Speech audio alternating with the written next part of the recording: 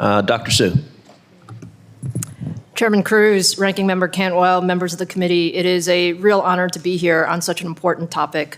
I'm Chair and CEO of AMD. We are a U.S. headquartered semiconductor company founded 56 years ago, and we build high-performance computing chips for the modern economy. Every day, billions of people rely on our products and services powered by our technologies, but our chips are also extremely important to support the critical missions, including powering defense systems and secure communications, as well as enabling breakthrough scientific research. I have to say our proudest moments, though, are when we see amazing public-private partnerships, and our work in supercomputing is an example of that.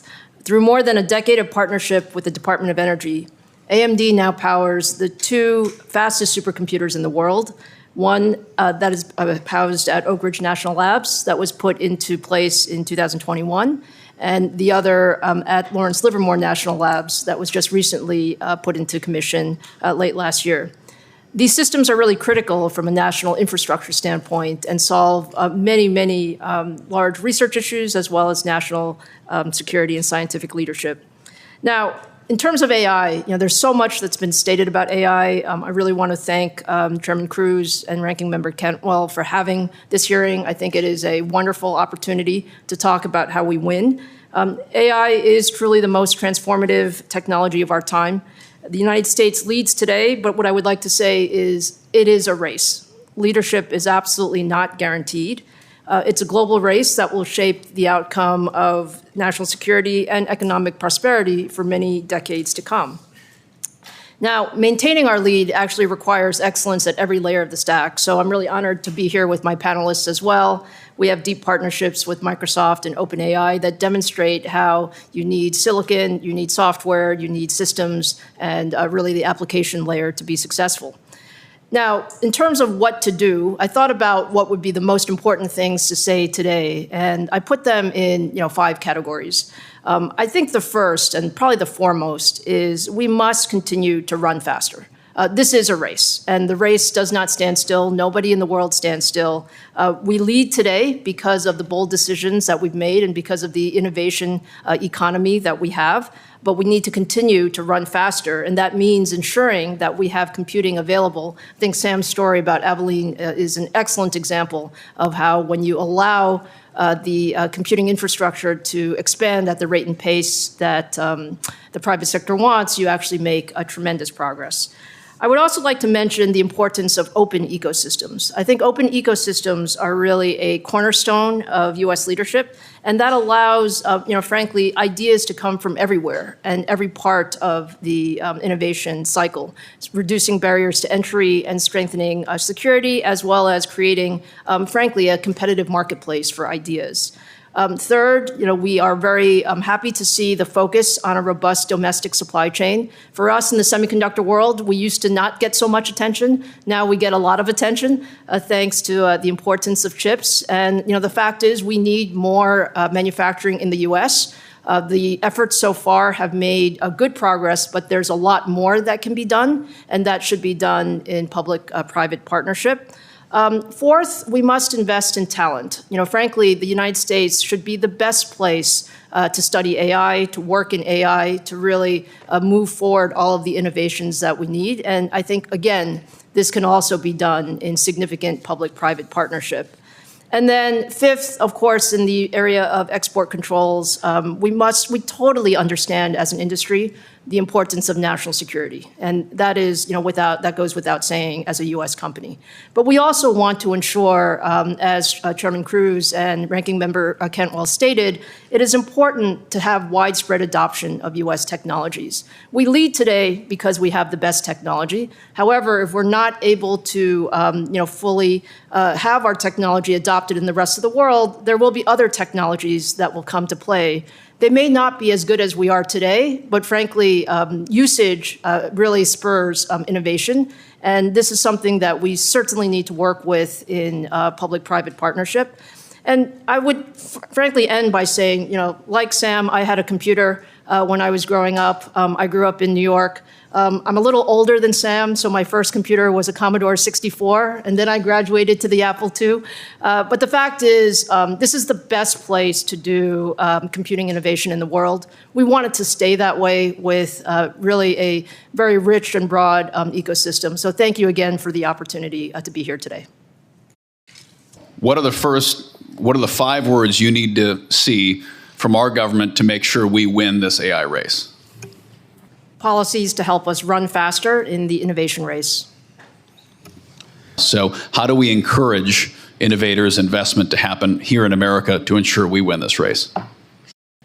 I would add, I think computing is a foundation to all of this. We want to have more compute built in the U.S. by U.S. companies and ensure that we have a great environment for that. We want to ensure that our technology around the world is also used broadly and in the right ways. So I think the conversation about export controls and rules should just be simple, easy to follow, easy to enforce, and enable U.S. AI platforms to be the foundation. And then certainly the comments around bringing manufacturing back home and ensuring that we have the right talent base are all extremely important elements of that. Are companies weighing doing business in AI in America versus China? Are the companies making that side-by-side comparison? I think if you look across the world, there are countries and companies that will ask those questions. If it's hard to obtain U.S. technology, although U.S. technology is the best, if it's hard to obtain, then there's a hunger for AI, and they will choose what is available. And if China is available, that will certainly be an outcome that we would not like to see. I'd like to continue that same theme generally about competitiveness. Do we need NIST to set standards? If you could just yes or no, and just go down the line. I don't think we need it. It can be helpful. Yes. Yes. Yes. In the race for AI, who's winning, America or China? If the answer is America, how close is China to us? And what do we do to make sure the answer remains America will win? I'll answer in the realm of chips. I would say America is ahead in chips today. We have the best AI accelerators in the world. I think China, although they have restrictions given their ability to use advanced technologies, the one thing that's very important for us all to remember is there are multiple ways to do things. Having the best chips is great, but even if you don't have the best chips, you can get a lot done. So I think this conversation about how far behind China is, they are certainly catching up because there are many ways to do things. I think relative to what we can do, I will continue to say, really ensure that our spirit of innovation is allowed to work. And that is having very supportive government policies to do that, having very consistent policies, and allowing us to do what we do best, which is innovate at every layer of the stack. How big a deal was DeepSeek? Is it a major, seismic, shocking development from China? Is it not that big a deal? Is it somewhere in between? And what's coming next? I would say it's somewhere in between, Chairman Cruz. When you think about what we learned is there are different ways of doing things. So we have lots of incredibly innovative people in the United States. American models are clearly the best by far. However, when you have constraints that are placed, there are other ways of doing things. And I think we learned a few things in the process. I think the open source nature of DeepSeek was one of the things that probably was most impactful in just terms of how much can be done in an open source type of model and open ecosystem. But clearly, the United States is leading, and we need to continue, as we said, to accelerate innovation and adoption, as you started this hearing with. And there are a variety of views on what the rules should be concerning AI diffusion. NVIDIA has argued that we want American chips everywhere, even in China. Others have argued that we want to restrict at least the most advanced processors. What do you think the rule should be, if anything, is to replace the AI diffusion rule? I think we would totally agree with the concept that some restrictions are necessary. This is a matter of national security as much as it is about AI diffusion. That being the case, we were happy to see the rescinding as well. And we view this as an opportunity to really simplify. Right at the end of the day, we've talked about the need to drive widespread adoption of our technology and our ecosystem. Simple rules that can be easily applied. That really allow our allies to protect our technology while still utilizing the best that the United States has to offer, I think is a good start in terms of where we're going. And again, this is an area where I think the devil's in the details, and it requires a lot of balance. And so from an industry standpoint, it's our job to put on the broader hat and work hand in hand with the administration and Congress to make our best recommendations so that it is a policy that has some stability as we go forward as well. Mm-hmm. Would you support a 10-year learning period on states issuing comprehensive AI regulation or some form of federal preemption to create an even playing field for AI developers and deployers? Aligned federal approach with really thoughtful regulation would be very, very much appreciated.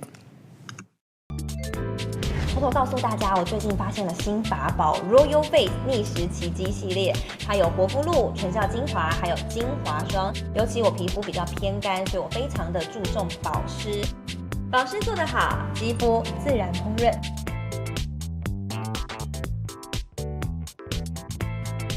提亮肤色更年轻，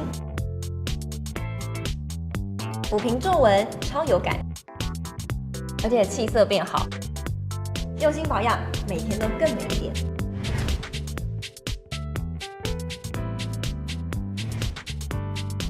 美吧。